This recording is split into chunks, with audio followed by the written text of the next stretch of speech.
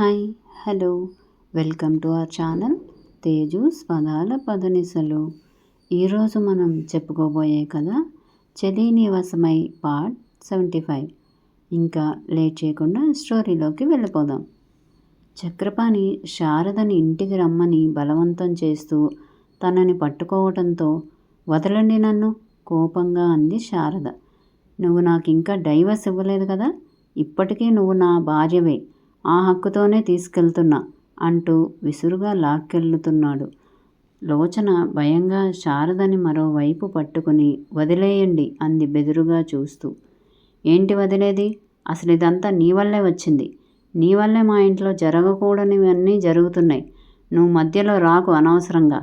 తను నా భార్య, తనని తీసుకెళ్లే హక్కు, అధికారం రెండూ ఉన్నాయి నాకు అని అన్నాడు చక్రపాణి. కానీ ఇప్పుడు కాదు, బావ వచ్చాక తీసుకెళ్ళండి, అది కూడా అత్తకి ఇష్టమైతే, శారదని బలంగా తన వెనక్కి లాగి చెప్పింది లోచన. ఏయ్, అనవసరంగా నా కోపాన్ని చూడకు, వదులుతనని ఆవేశంగా అరిచాడు చక్రపాణి. మీరిప్పుడు కోపంగా ఉన్నారు. ఇప్పుడు ఏం చెప్పినా మీకు అర్థం కాదు. అత్త చెయ్యి చూడండి ఎలా అయిపోయిందో.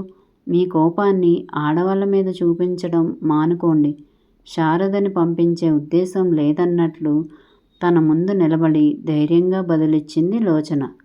నా ముందే ధైర్యంగా నిలబడి మాట్లాడగలుగుతున్నావంటే చాలా ధైర్యమే ఉన్నట్టుందే, వెటకారంగా అన్నాడు చక్రపాణి. నాకు మీరంటే ఏ భావము లేదు. నా వాళ్ళు అనుకున్న వాళ్ళ గురించి నేను ఆలోచిస్తాను. వాళ్ళ దగ్గరే నా ఫీలింగ్స్ని ఎక్స్ప్రెస్ చేయడానికి ఇష్టపడతాను. మీరు నాకేం కారు, కానీ మా అత్త బాధపడుతుంటే నేను చూస్తూ ఊరుకోలేను అని అంది లోచన. నువ్వు ఊరుకుంటే అంత, ఊరుకోకపోతే అంత, నీ నిర్ణయంతో ఇక్కడ ఎవరికి పని లేదు. తను నా భార్య, తనని తీసుకునే వెళ్తాను. నువ్వే కాదు, చచ్చిన మీ అమ్మా బాబు వచ్చినా నన్ను అడ్డుకోలేరు. వెనుక ఉన్న శారద చేతిని మరోసారి పట్టుకోవడానికి ప్రయత్నిస్తూ ఉన్నాడు చక్రపాణి. మోసం చేసి వెన్నుపోటు పొడిచే వాళ్ళని ఎవరూ అడ్డుకోలేరు ధైర్యంగా. ఎందుకంటే వెనక నుండి వచ్చి వెన్నుపోటు పొడుస్తారు కాబట్టి. అత్తయ్య మీ భార్య అయ్యి ఉండొచ్చు, కానీ ఇప్పుడు తన కొడుకు ఇంట్లో ఉంది. ఏదైనా సరే బావ వచ్చాక మాట్లాడి తెలుసుకోండి అంది లోచన. వాడు నీకు బావ కాదు. నీ మెడలో తాళి కట్టొచ్చు, కానీ దానికి ఎలాంటి విలువ లేదు. అనవసరమైన పెత్తనాలకి పోయి నన్ను రెచ్చగొట్టకు. మర్యాదగా అడ్డు తప్పుకో, వేలు చూపించి బెదిరిస్తూ అన్నాడు చక్రపాణి. తప్పుకోను. అత్తమ్మ బాధ్యత మాది. బావ వచ్చే వరకు అత్తమ్మని జాగ్రత్తగా చూసుకోవాల్సింది నేనే. మీ ఇష్టానికి మీరు తన మీద దౌర్జన్యం చేస్తే చూస్తూ ఊరుకోలేను అంది లోచన. ఊరుకోక ఏం చేస్తావు? ఏం చేయగలవు అని మీదకి వచ్చి మాట్లాడుతూ, శారద, ఆఖరిసారిగా చెప్తున్నా, మర్యాదగా నా వెనక వస్తావా, లేదంటే నేను చేయాల్సింది చేయమంటావా అని బెదిరించాడు చక్రపాణి. మీరు ఆవేశంలో ఉన్నారు, కాసేపు కూర్చోండి, బావ వచ్చాక మాట్లాడుకుందాం. శారద మాట్లాడకపోవడంతో లోచన సమాధానం చెప్పింది. మధ్యలో నీ గొడవేంటి? నేను మాట్లాడేది నీతో కాదు, నా భార్యతో అని లోచన జబ్బ పట్టుకుని పక్కకి విసిరినట్టు లాగేశాడు చక్రపాణి. ఆవేశంలో విచక్షణ మరచిపోయి తన బలాన్ని ప్రయోగించిన చక్రపాణి లోచన వెళ్ళి సోఫా ముందు పెట్టి ఉన్న గ్లాస్ టీపై ఎడ్జ్కి తగలడం గమనించలేదు. లోచన నుదిటికి బలమైన గాయం తగిలి రక్తం చివ్వున పొంగింది. అప్పటి వరకు దూరంగా నిలబడి చూస్తున్న పంకజాక్షి ఒక్కసారిగా చిన్నమ్మ అంటూ పరుగున వచ్చి లోచనాని పట్టుకుంది. శారద కూడా లోచన దగ్గరికి వెళ్ళింది. అప్పుడు వెనక్కి తిరిగి చూసిన చక్రపాణి నుదుటి మీద గాయంతో రక్తం బొట్లు బొట్లుగా నేల మీద పడుతున్న లోచనాని చూసి బిగుసుకుపోయాడు. సరిగ్గా అదే సమయంలో ఇంట్లోకి అడుగుపెట్టిన అర్హన్ లోచన గాయాన్ని చూసి లోచన కోసం తెచ్చిన చాక్లెట్స్ ఇంకా కేక్స్ అన్నీ అలానే వదిలేసి కంగారుగా తన దగ్గరకు వచ్చి ఏం జరిగింది అని అడిగాడు. చందు అంటూ ఏడుస్తూ ముందు తనని హాస్పిటల్కి తీసుకెళ్ళు అంది శారద. ఏం జరిగింది? మరోసారి అడిగాడు అర్హన్. మీ నాన్న నన్ను తీసుకెళ్ళడానికి వచ్చాడు. నేను రాను అన్నాను. ఆయన బలవంతం చేయబోతే లోచన అడ్డు వచ్చింది. ఆ తర్వాత చెప్పలేక నోటికి చేతిని అడ్డు పెట్టుకుని ఏడ్చేసింది శారద. అర్హన్కి చాలా కోపం వచ్చింది. కంట్రోల్ చేసుకోలేకపోయాడు.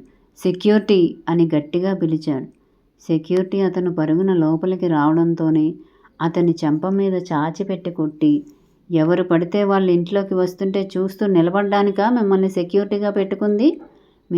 మీ నిర్లక్ష్యం వల్ల ఏం జరిగిందో చూడు. నీకు 2 నిమిషాలు టైం ఇస్తున్నాను.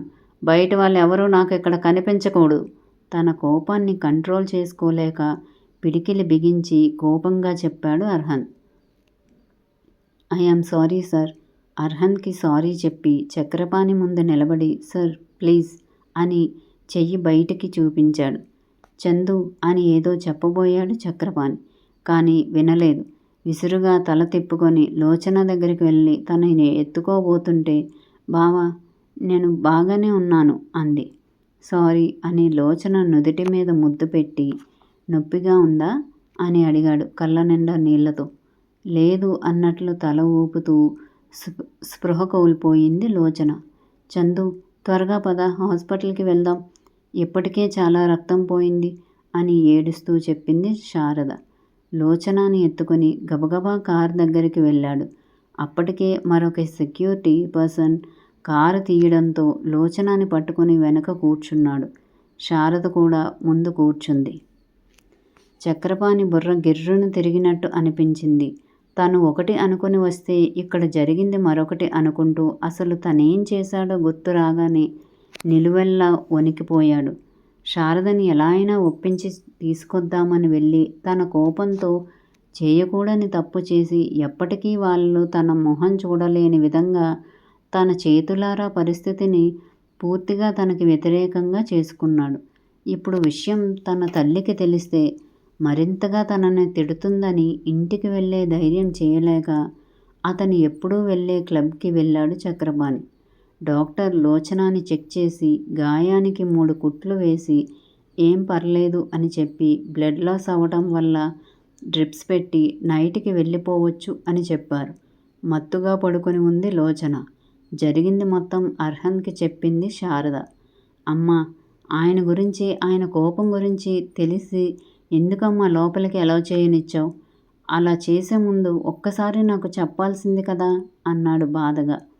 లోపలికి రానివ్వకపోతే నీ మీద ఎక్కడ ద్వేషం పెంచుకొని తన చెల్లితో కలిసి ఇంకెన్ని ప్రమాదాలు తెచ్చిపెడతాడో అన్న భయంతో లోపలికి రానిచ్చాను. పైగా ఆయన లేనప్పుడు ఆయనకి చెప్పకుండా వచ్చేశాను. అసలు నేను తన్ని వదిలి రావడానికి కారణం ఏంటో చెప్పాలనిపించింది. అందుకే ధైర్యం చేసి లోపలికి రానిచ్చాను. అది ఎంత పొరపాటో ఇప్పుడు తెలుసుకున్నాను. నన్ను క్షమించు చందు ఏడుస్తూ చెప్పింది ఆవిడ. మా జరిగిన దానిలో నీ తప్పేం లేదు. నీకు ఇష్టమైనది ఏదైనా చేయొద్దు అని నేను రెస్ట్రిక్ట్ చేయను. కానీ దానివల్ల మీకు ప్రమాదం అని తెలిస్తే మాత్రం దానిని నీ దగ్గరకు కూడా రానివ్వను గంభీరంగా చెప్పాడు అర్హన్. ఏం మాట్లాడలేకపోయింది శారద. అంత జరిగినా తనను తప్పుపట్టని కొడుకు వ్యక్తిత్వాన్ని, సంఘం కోసం తనని భార్యగా తన పక్కన నిలబడటానికి తనతో రమ్మని పిలిచిన భర్త వ్యక్తిత్వాన్ని పోల్చి చూసుకుని తన కడుపున పుట్టిన కొడుకుకి భర్త పోలిక ఒక్కటి కూడా రాకపోవడంతో సంతోషించింది శారద.